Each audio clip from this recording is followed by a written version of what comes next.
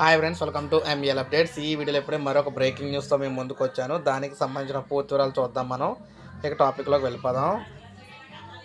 ఇప్పుడే అనంతపురం జిల్లాలో ఘోర రోడ్డు ప్రమాదాలు జరిగినాయి వేరు ప్రాంతాల్లోని. ముగ్గురు అయితే చనిపోవడం జరిగింది.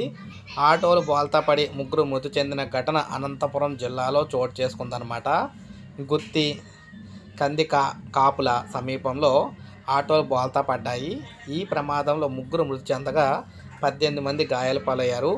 కూలి పనులు ముగించుకొని ఆటోలో స్వగ్రామం వెళ్తూ ఉండగా ఆటో బోల్తా పడిందనమాట.